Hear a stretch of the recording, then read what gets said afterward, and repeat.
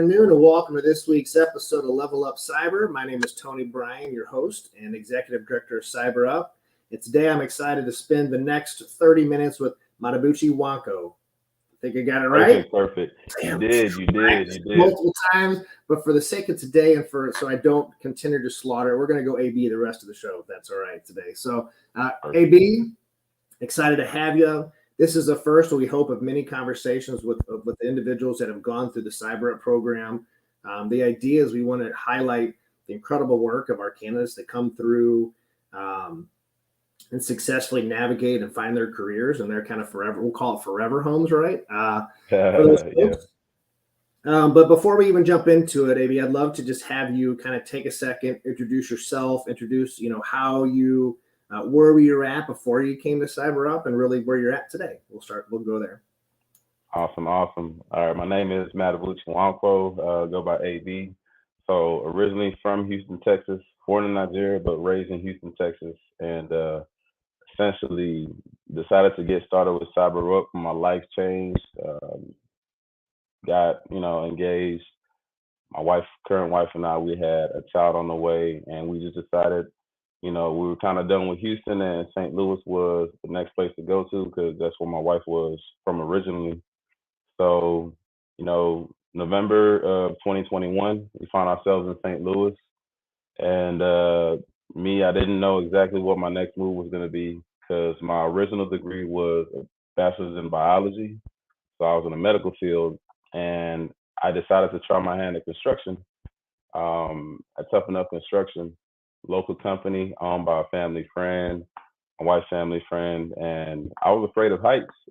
So construction was definitely a huge change of scenery for me, but it worked out for a little while. And come March of 2022, my wife was very pregnant. She started dealing with some complications. So I decided to get my 2 weeks the first week of March. And my daughter actually came second week of March, a little early, so March 15th. And, just started studying. Ironically, my old boss at Tough Enough actually told me about CyberUp, that it's a local great nonprofit that help people get into just careers in tech, and that I should check them out. I did. Haven't had any regrets since April of 2022. And essentially, fast forward a little over a year, did everything that they told me to. If I would have done it sooner, probably would have started my current career sooner at Edward Jones as a security administrator, but been a great journey nonetheless.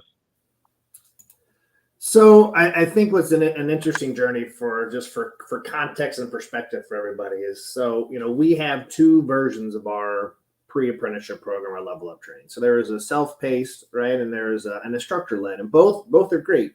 AB was an individual who did complete the self-paced because much as he just kind of alluded to his journey, he was at home with his wife, he was helping his family, and it was a great way that the self-paced was a great structure for him to work in his learning and education on his own time and his own pace and have that cadence to do it. And it's a great way.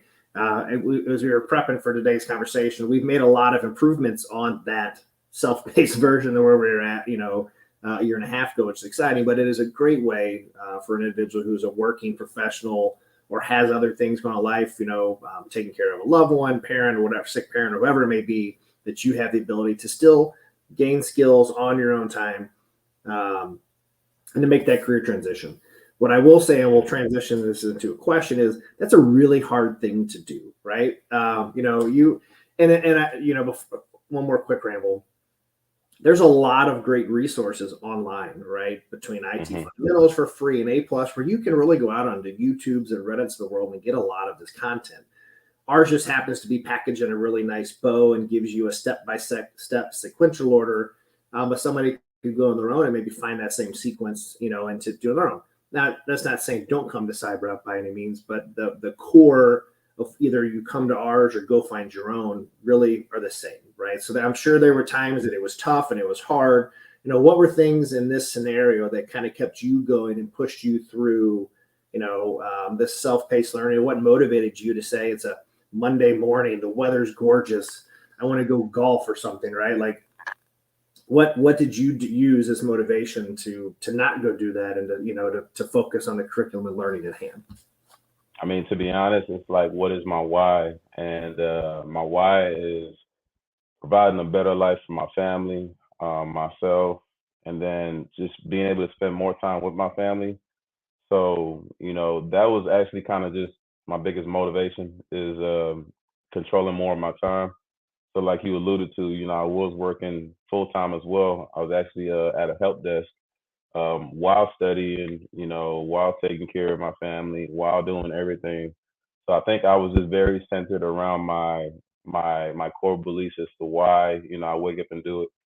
And it wasn't because of the money. It's just the fact that I got to see my daughter, just grow up every moment and have her witness the process, see what it's like to decide to change your life and kind of put the hard work behind it.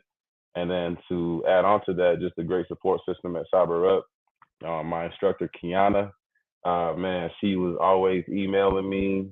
A lot of times I may forget that I have an exam coming up, or that I may have like a CyberUp meetup coming up where, we get to meet other professionals and talk to them because I had so much going on. But she was always emailing me. She was always in touch. She was always asking me how I was doing. So I want to say for sure, like my why, but more, if not more importantly, just as equally as important is just the support system of CyberUp. And yeah, that's why we're here now, because my mission was as important to them as it was to me. And they work with you, and they are there for you as much as you need. So as you're walking through, you finish the self-paced, you land your first role at Edward Jones. You've recently, not recently, you've transitioned over full time there and still working on your apprenticeship. How has that been, right? How is your first kind of jump into it? You're coming from construction. I 100% relate, by the way, to scared of heights. I hate them. I painted one summer, and that was enough for me to realize, you know what, I don't want to do that. I don't like the heights. So, but how has that first kind of round been going? You finish your training, you're now working full time out at Jones. How is that transition going? And what are kind of the things you're working on within that role? Man, I absolutely love it. I absolutely love the role. The environment is extremely welcoming. Everybody's extremely welcoming. They truly live like diversity, equity, and inclusion. They encourage you to figure out how high do you want to go, even if it means not going high within the same division that you're in. But they're honestly truly focused about what you are interested in doing with your life and what your mission is. And they especially preach a culture of collaboration. I work with different teams all day, most importantly, my team, and, strategizing, figuring out what we need to do for the day in our team meetings, and, just utilizing different tools and kind of understanding what the different tools are, whether it be endpoint detection or response, or just other different tools that we use to assess different areas of the business and how we can make the impact daily. But the biggest thing is just collaboration, knowing how to talk to people, how to approach people, you know, just knowing how to navigate different kinds of people. I would say that soft skill is the biggest, um, one of the biggest things that, we focus on at Edward Jones. And to be honest, like the technical prowess, it increases just by you being around so many knowledgeable people. And it's such an open door culture with my manager and I. We meet weekly. If I need to meet with him more, I can. And just the experience thus far is a great experience at Edward Jones, and I'm looking forward to seeing what the future holds.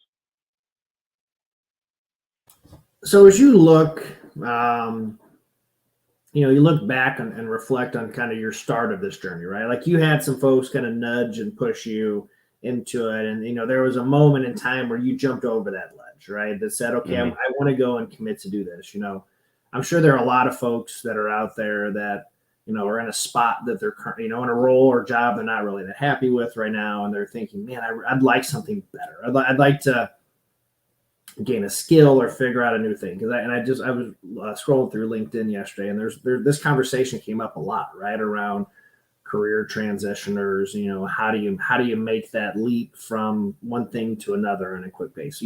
What advice would you give to somebody who is sitting there on the sidelines, and maybe doing a job they don't love, they're not passionate about, but really wanting to find that kind of next journey, and cyber may be it? What advice would you give to them, to get started in that career path? I would say probably the biggest advice I would give to them is believe that whatever you're doing, even if you may not see the exact fruits of it currently, believe that it's all going to add up. Believe that YouTube video that you watched to learn about like PC hardware, believe that information stack is going to add on to whatever you decide to tackle next.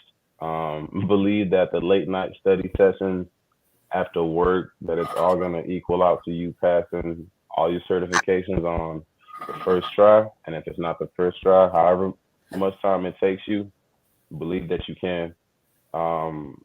And also believe that there is help out there, like organizations like CyberUp, and look for that help.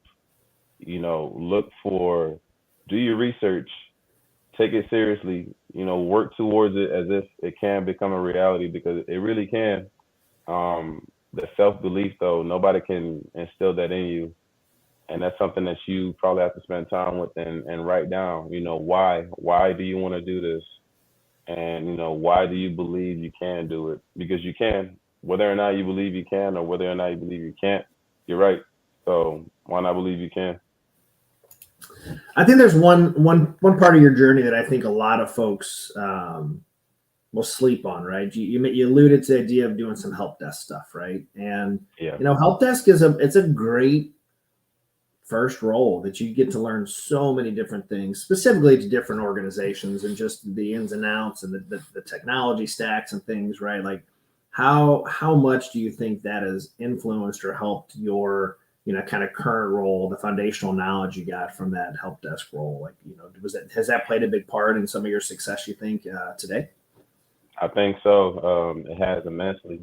To be honest, I didn't exactly understand how pertinent it is to collaborate with people until you have to help firefighters, special investigators, people from all walks of life, and help them to get back to what they're doing efficiently. So it helped me immensely with learning how to talk to people, learning how to balance multiple things at one time, learning how to utilize different dashboards on one screen until I got multiple screens, learning how to keep my cool, no matter what the other person on the other end is doing, making them match my energy. They're talking quickly. I'm still going to speak slowly because I need you to calm down so we can resolve what we need to resolve. Learning how to maintain even sometimes this monotone demeanor so that, like, yeah, they're excitable, but I'm going to stay right here because you're going to come back to me like Bueller's Day Off. And yeah, honestly, just all those different things I couldn't have learned outside of working in the help desk and dealing with the different kinds of people, and just seeing that, just learning of the solutions while I'm in the thick of things. So yeah, extremely, immensely important. So now, you've got some time under your belt, and doing what you're doing. What is your next, what skill or thing you want to grow into, right? Where do you see your kind of cyber career path, journey and taking you to over the next couple of years? Awesome. So honestly, I'm a security administrator currently. The next logical path for me is to become a security engineer, and just a skill set that I feel like could help me with that is CompTIA cybersecurity analyst certification, essentially because it just dives deeper into more security concepts and get to utilize a lot more security tools, a lot of them, even if it's not the exact one that's out there in industry settings, it's very similar. So you get to learn a lot more of hands-on, and to kind of advance myself in whether it be security engineer, but just something that's further up in the security space. So cybersecurity analyst cert for sure, and maybe after that, actually something Azure related, and just something cloud related. Just because stuff like that interests me. But yeah, definitely my Cypher Plus third is the next rung on the ladder. I think cloud's the buzz. I'm waiting to see for the first cyber AI blended certificate. It's coming. Yeah. Somebody, CompTIA or somebody's working on it right now, right? What is the aspects of AI you would incorporate in security? So I'm interested to see where that goes over the next 12 to, I'm going to even say 6 to 12 months, because it's going to go fast, right? I mean, it was crazy to see how quickly CMMC kind of came out and how quick certifications and training just morphed and plopped into the market for everybody to jump in. So it's exciting. I mean, it's cool to see new things and new trends come up. Obviously, AI is a little different because there's a lot of unknown and uncertainty and speculation of how it's going to shake out. So, what are things that you're currently doing, right? I know you're getting some support from us, but what are some things you're currently doing now to continue to learn and grow your skill sets, right? Is it doing networking events? Are you doing conferences? What are some things that you're doing just to continue to brush up your skills and staying on top of recent and upcoming trends? Still doing a lot of training on different independent learning platforms like Udemy, CyberUp. As far as conferences go, haven't done so many conferences, but I do have plans for that going into the rest of the year. But honestly, just a lot of self-studying, because I'm just naturally curious. And then I listen to a lot of podcasts, a lot of tech-related podcasts. Don't sleep on the amount of information that you can get from conversations. And I don't even know all the different places that I learn from, but podcasts, online learning platforms, networking within my company, being there, because I currently have a hybrid setting. So I'm 2 days remote, 3 days in the office. So, just talking to more people in different areas of the company and kind of just seeing what trouble areas are and just different ways that I can add value, if not now, but later. So definitely all those different things put together. You got to have multiple tools in your toolbox, because that's essentially what it's going to be like every day, working in security, cybersecurity, any tech industry that you really want to be in. You have to be able to put on multiple hats. May not be the master of all, but master enough to be able to put on multiple hats and do different things depending on what your duty requires of you that day. Have you done much? I know there's, we through CyberUp, we have our monthly mentor meetups and things like that. Have you gone out to find an individual mentor, or has your manager at work kind of filled that role? Where have you found your person? We'll call him your Yoda, who you can go and bounce things off of and ideas and really get that level of support. Since you started. I mean, to be honest, I feel like I have maybe a different view on mentorship. I have mentors that I've never met. Tony Robbins. Some people may hate me for this one. Joe Rogan sometimes. I literally, honestly, just look for mentorship wherever the wisdom is coming from. Somebody in person that I definitely consider a mentor is Kiana. I'm still in contact with her. She gives me great advice. If I have questions about things, I reach out to her. My dad is my great mentor. I reach out to him and I talk to him constantly about different things that I want to do. And I like my dad's advice because a lot of times it may be contrary to everybody else's. So he kind of has a filter of okay, that's his perspective, and I know how to take that with a grain of salt because there's a lot of truth in it. So I think me, honestly, I find mentorship in a lot of different areas because people don't have time, and it's not even it's the truth. Everybody's very busy, so you have to pick somebody that I need to meet with in person, like my manager or somebody else that I saw at work that I would love a mentor from. That's a carve out that time. You have to be intentional about it, carve out that time, show up, and then when you're there in that time period, learn what you learn and don't waste their time. So outside of that, I do a lot of mentorship and preparing on my own by learning. So that whenever I do show up in whatever room I show up in, I'm not lost. I know enough to get the conversation going. I know enough to have the questions that I need to ask. And I know enough to get in the process of thinking what questions do I need to ask. So I have mentors everywhere, including you, because you wouldn't have decided to start this program and be here right now. You know? I mean, a really good perspective, man. I commend you on just the idea of taking information from multiple sources, right? If you live in a bubble and you get all your information in the same silo, it's really hard to have perspectives of other things. You know what I mean? Like, so that's such an important aspect, especially in 2024 of a time of uncertainty, and there's so much information. You really got to be mindful of where you get it from. So it's wise to look in multiple places. And I think too, just your advice on the mentor-mentee relationship of valuing that person's time, because mentorship's hard. It really is. It's a hard thing to do in a good, intentional, deliberate way.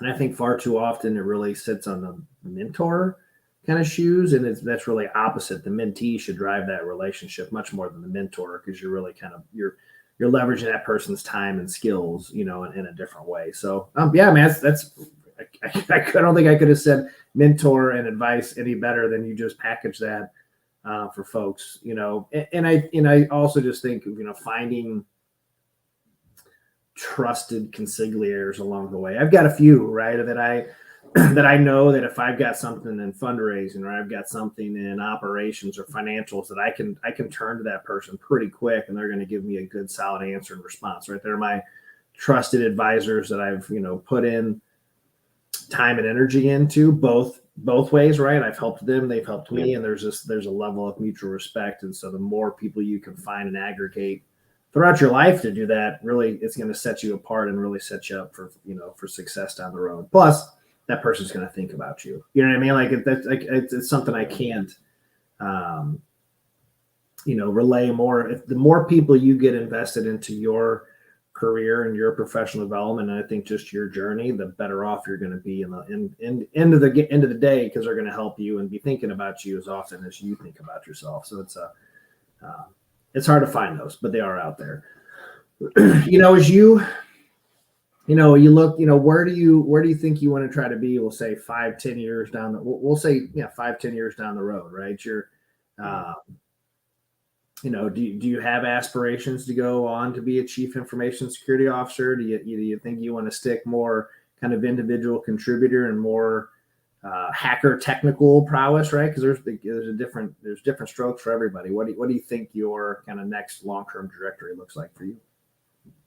Honestly, 5 years, if not a CISO, something close to it, because my 5-year cert plan is actually a CISSP.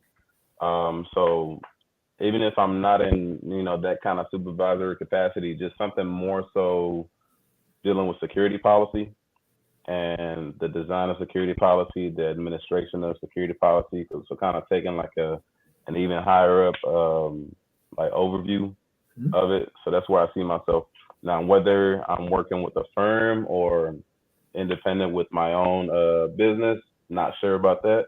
But it's about just whatever the atmosphere looks like. But for sure, moving towards like the policy landscape and just kind of understanding how things are changing, especially like you said with AI and all these other new things happening. We don't even know how to govern AI currently, so those standards have to be created and kind of tied it to different frameworks that already exist. So that I feel like is a space where I want to spend my future in. But as of right now, still learning the ins and outs. But yeah, that's long-term security policy. I mean, GRC, governance, risk, and compliance is not going anywhere, and it's gonna as AI. Like to your point, we haven't even scratched the surface to rules, and some of the regulations are going to come out of this stuff. So it's an interesting time, right, for all those. There's a lot of opportunity, right, to be a subject matter expert in some of this stuff. I also think there's going to be a lot more legislature and laws and rules and regulations that come down federally in the states, and there's a lot of important stuff. I think we're starting to see some of the things like we saw last week, right, with some the concerns of China and kind of national threat actors and things like that's. I don't think this is glitches in the matrix. These are, Mm-hmm. probably more normal occurrences. So what does that mean for us, and how do we get better at those things? There's still a lot of work to be done, I think, across the country in small rural communities, and how are we growing that workforce? So there's a lot of opportunity to learn and grow within that. What is, what would you, we'll package the last question, then we'll kind of jump. We're going to jump back around. We'll mess with the tempo here a little bit. What advice would you give to somebody, to level up their cybersecurity career? What piece, they're in it and maybe not in it. What advice would you give them to keep going, to level up? The advice I would give them is just honestly keep showing up, because motivation is not how you get things done. It gets you started, but consistency is how you keep going and get it done. So just keep showing up to wherever your support system is. If it's CyberUp, keep showing up to the monthly mentor meetup. If it's the exam, show up there. If it's the study session that you schedule for yourself after work, stick to it. Just be consistent with whatever your plan is, and track it to make sure that you're going somewhere and that you're not just spinning your wheels. But consistency, to be honest, like that's going to be your best friend. You just sparked another question, I think, that for me, which was kind of the point. I'm sure there were times when you were doing self-paced, and there were other things you wanted to do on a day like today where it's almost 70 degrees, and you could go out and enjoy a walk or other things. What did you use as your motivation to kind of keep pushing through and to do things maybe you could have prioritized other things to do? Scheduling those walks, like you have to schedule everything in. If it's like if you've been working hard for several hours, scheduling the time period for, okay, this is my time to go relax, and or if it's watch a movie, just go for a walk. If it's have a social conversation, if it's go get some ice cream, whatever that may be, just like schedule all those fun things in as well. Like you have to schedule in the work, schedule in the fun, so you have different things to look forward to. Have to kind of play those mental mind games with yourself. I would say that, because it breaks up the monotony of, man, I gotta study again. You're like, no, man, I have the ice cream date with myself coming up, or the new Avengers or whatever movie's out. Like I get to go do that after I've just invested in myself here. You have to do that with yourself. I just finished the book Finish, which has a lot of some of these things of, how are you, what are the small little ways to trick your brain in, to stay motivated and focused to this, and how do you, what are the perpetual carrots or the pot of gold in the rainbows you're using? This, I think, is just solid advice of, scheduling in those times and blocks of, mindlessness where you can, doom scroll on TikTok for a few minutes just to to shut your brain down just enough to have some new content. So really solid advice there. Yeah, man. It's been such a fun kind of outside periphery to follow your journey, right? I've had the pleasure of hearing Kiana and Karen and Bailey and Dylan, from the apprenticeship team, really talk about just the level of success you're having, which makes me happy, right? Like this is why we do what we do, is to, help people to find their passions and their journeys and their careers within it. So, when you see that happen, it's exciting. So, but it's also, I think you're just such a testament and inspiration to others of like what can be done with a little bit of intestinal fortitude and hard work, right? And a little bit of gumption. I think motivation, right? Obviously having a baby on the way is a good motivator to really want to have that work-life balance. But at the same time, man, like there's, you might not have to have a baby to find that motivation. There might be other things that you can find, right? Find your why, figure out, you alluded to it earlier, find your why, find the thing that's going to keep you going, and find a program that works for you, right? CyberUp's an option. There's a lot of great things that are out there that are free, that'll cost, don't sleep on community colleges and 4-year programs, right? Find the thing that's going to work for you. Find the platform that's going to give you the best opportunity to be successful. And then a lot of the things that AB just said around, showing up, making friends, doing the networking things, those nuanced extras, which is really just being present in the moment and being active in those things, go a really, really long way. and finding those jobs. So, I appreciate the time today and just, getting to know your story a little bit better, and just getting to, see your journey through, just through CyberUp, which is exciting, but, a lot of it, you did it on your own. We just helped support it, right? You had the spark, we gave you some gasoline to really go in, but, the effort is indicative of just your hard work and deserve.